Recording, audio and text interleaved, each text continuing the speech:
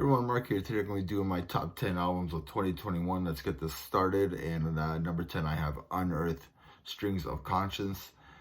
This is their debut album.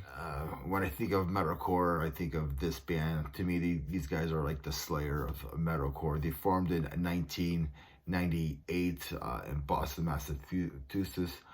I got into this band because I saw them live in Windsor, Ontario. It's originally where I was from, and where I went to a lot of shows, or like local shows and stuff like that, and where my band played and stuff. But they played in a local show, and they were touring with the band from Windsor called Face Down. And yeah, I got to see them. They weren't supporting this album or anything, but they were there, and I got to see them. You know, I was young, they were young, so it's really cool. Adam D from Killswitch Engage produced this album. Yeah, it's a groundbreaking album for that style of music. I mean, metalcore back at that time, they were like a breath of fresh air because of they were a breath of fresh air back in the day, because with all the new metal that was going on, and too many bands were like going into the alternative metal direction. So like, yeah, metalcore, especially this type of metalcore, not the new type, the old school metalcore. I mean, this was like this was groundbreaking. Like, this was a breath of fresh air back in the day. So like, yeah, like I said before, this is not the watered down metalcore with everybody's writing about love songs and stuff. This was metalcore to me. Number 9, I have Destruction, the Antichrist. That came out in September 15th. Yeah, the Destruction released their 7th studio album on Nuclear Blast, German thrash band. Really good album. This was recorded in Abyss Studios in Sweden by Peter Tägtgren. Like I said, this is one of their best albums. I really like this album. But yeah, there's some killer songs on here like Thrash Till Death, Nailed to the Cross, Bullets in Hell, and Let Your Mind Rot. Really killer songs on this album. Number 8, I have Kreator, Violent Revolution. This is their 10th studio album from these German legends. They released it on September 25th. This is a return to form compared to their 90s like experimental releases that they were doing. Like, they had some gothic sounds, some I don't know what they were doing, but yeah, they're not good albums in the 90s. It does have that melodic elements on this album, and some hooks, and but there's a lot of like thrash moments on this album. I think it's a good mix of like melodic thrash on here. Killer songs on here, like the title track, All the Same Blood, and Ghetto War, another killer song on here. Number 7, I have Bolt Thrower, Honor, Valor, and Pride. This death metal band from the UK released their 7th studio album on Metal Blade. This is the first album without Carl Wallace on vocals. They have David Ingrid from Benediction on vocals on here, and this is a really good album. Songs like Inside the Wire, Honor, and The Seventh Offense, just awesome songs on here. I think the whole album is really good though. 6, I have God Forbid, Determination. Yeah, this is a new wave of American heavy metal act, God Forbid. They released their 2nd studio album on Century Media. These guys are from New Jersey. God Forbid formed in 1998. You could call it an early metalcore album. I don't really consider these guys metalcore, but I think they're more of a groove metal band, almost thrash-like, but whatever. You want to call them metalcore, so what? I love this band. I mean, yeah, it does have that early metalcore feel to it, with heavy screams by Byron David. again, this is a really, really heavy album.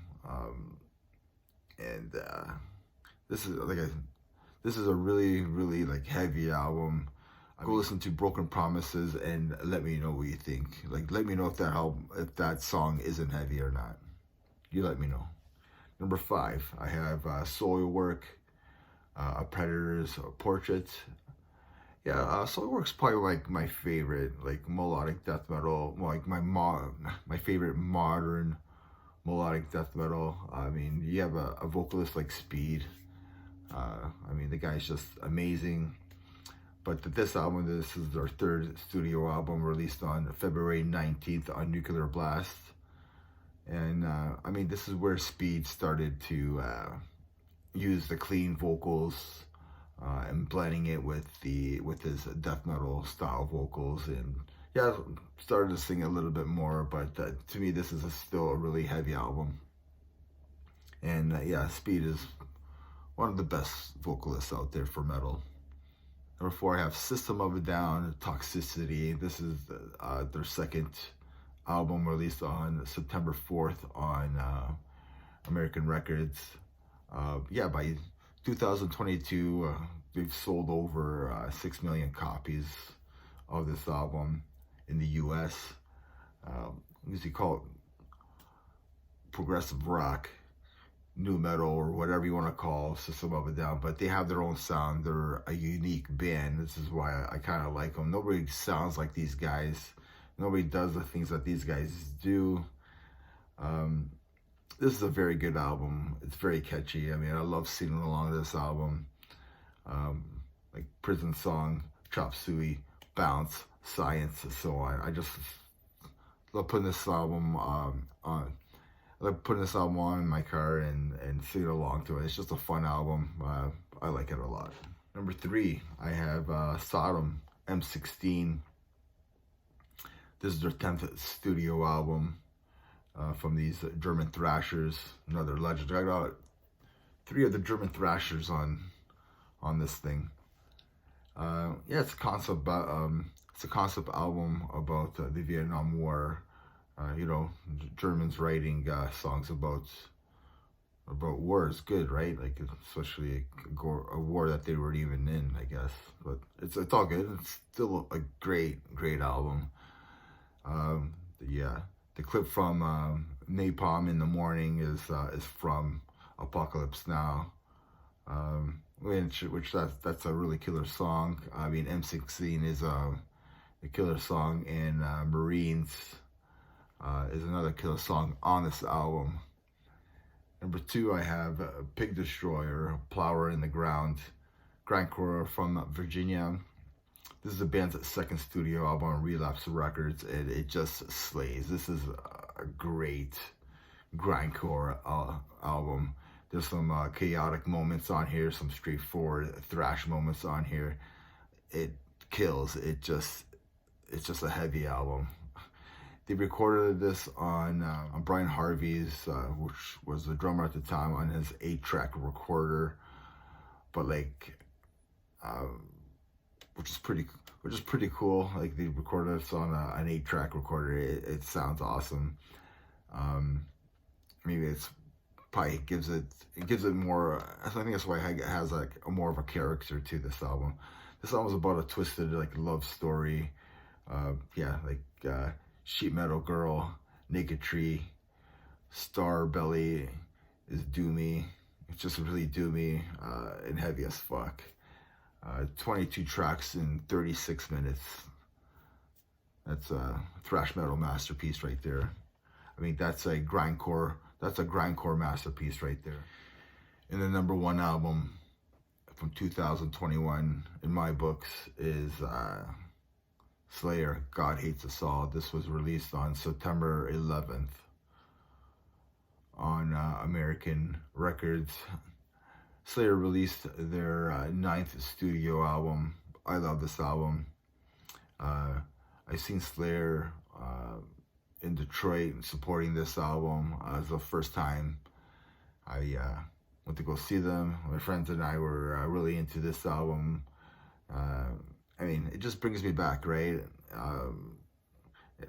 it also it brings me back to that time, you know, hanging out with my friends, listening to this album, that concert. Of course, the events that happened in 9/11, but also reminds you of when I went into the studio for the first time at Spectre Sound Studios with Glenn Fricker. You guys probably heard of him. He's a YouTube star now and stuff. So, but we recorded our first demo with him, or we recorded like a 4-song demo, maybe 4 or 5 songs. I think 5-song demo with him, with my band at the time, The Faced. But okay, let's go back. Slayer. God Hates Us All. It's not about me. It's about Slayer. Discipline is, I mean, Disciple is still one of the heaviest songs ever. Everybody sings along to the lyrics to this, to that song. The album, it's pretty cool. A pretty cool fact is this album was supposed to be called Soundtracks to the Apocalypse, but Tom decided that maybe God Hates Us All just sounds better. So they did delay this album. So this album wasn't even supposed to be released on September 11th.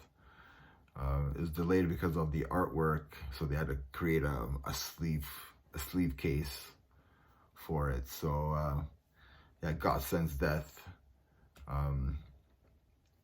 New Faith, Threshold, Exile, Bloodline. A lot of people like to shit on this album, but I love this album. Still one of my favorite albums. It just brings me back to that time. What was going on, man? 2001. A lot of things were going on.